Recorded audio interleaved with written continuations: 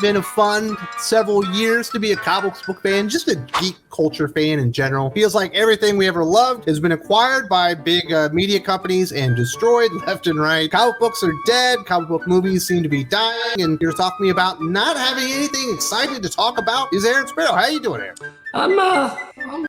I'm less than enthusiastic. everything's lame. Last time I was really excited about something was House of X Powers of 10 from Jonathan Hickman at Marvel Comics. It was an X-Men reboot. Jonathan Hickman had done some amazing stuff. He was coming back to Marvel. It felt like something really big, and it actually delivered. That's the cool thing about it. Although they destroyed it immediately after being over, but has there been anything else in comic books to really get excited about? Maybe a one-off here or there, maybe Spawn Batman, but those are all kind of one-shots and stuff like that. It doesn't feel like there's anything Marvel and DC can do right now to really get people excited about a goddamn comic book. Yeah, the closest thing that we've got is Deadly Duo, maybe, is the closest thing to being exciting, and it's not that exciting. It's, you know, it's fine. But it means nothing for Batman, and there's many other Batman stories going on at the same time. Yeah, and Batman Spawn, you know, it was a good seller for, you know, 2 retailers. I don't know how good a seller it was at retailers, especially once people read the story. It was pretty bad. The whole affair felt really rushed, and I understand that it was. I understand that deal had to be made, and it had a certain window, and that book, you know, just got pushed through.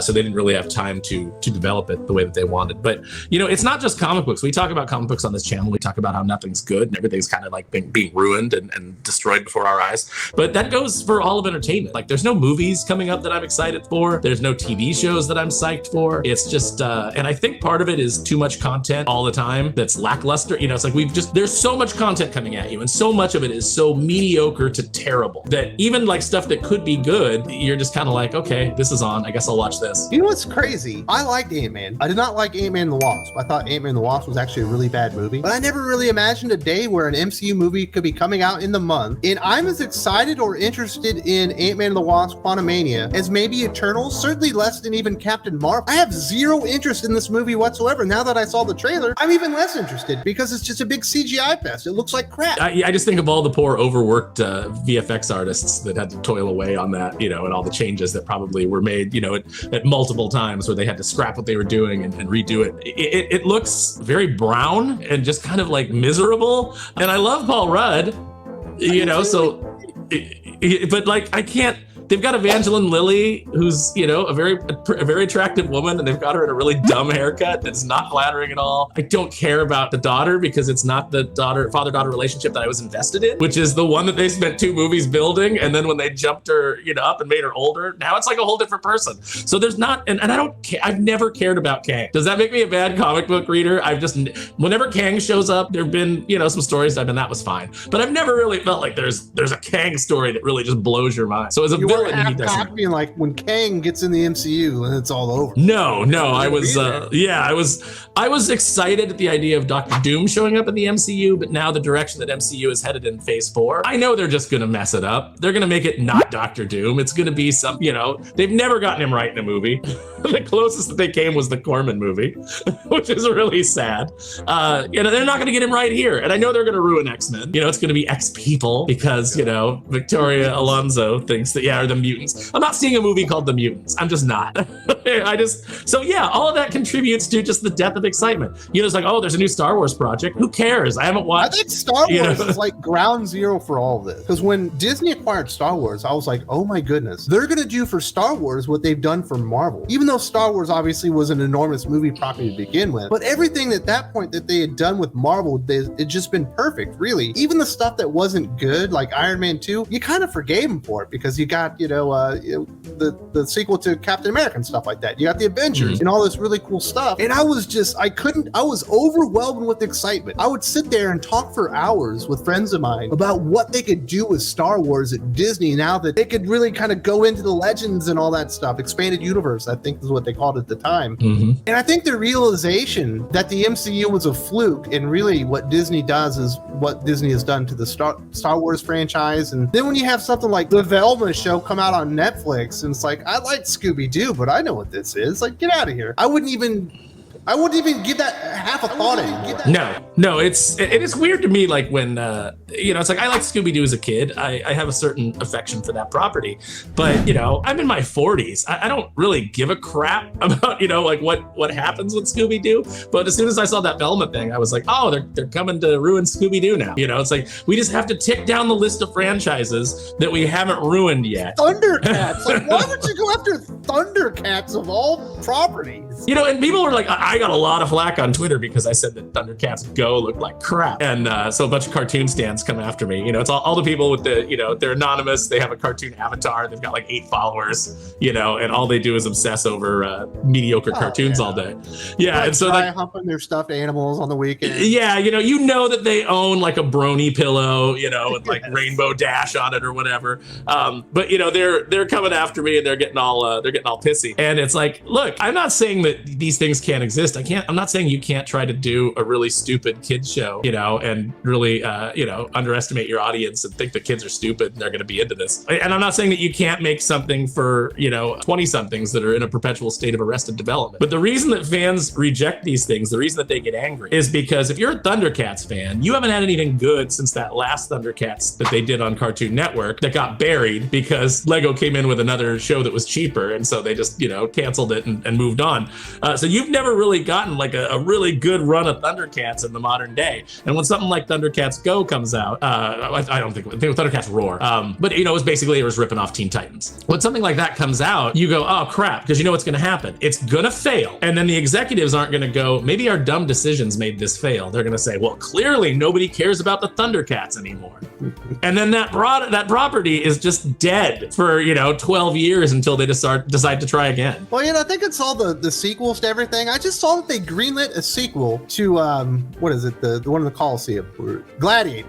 Mm-hmm. Like, how do you get a sequel to Gladiator? Maximus is dead at the end.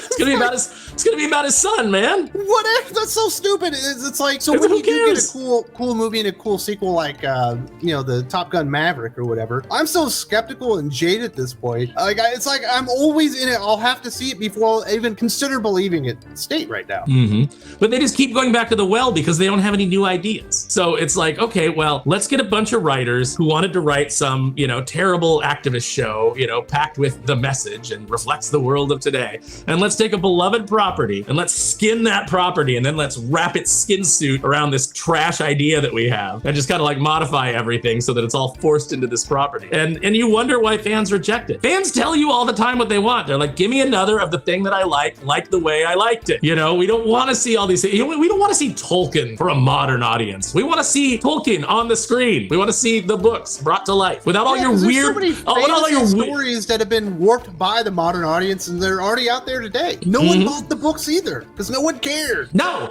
and it's just stop trying to stuff your weird modern day grievances into these timeless classic stories and these properties, and then being like, well, we don't know why nobody liked it. I'm telling you why we don't like it. Just make the thing.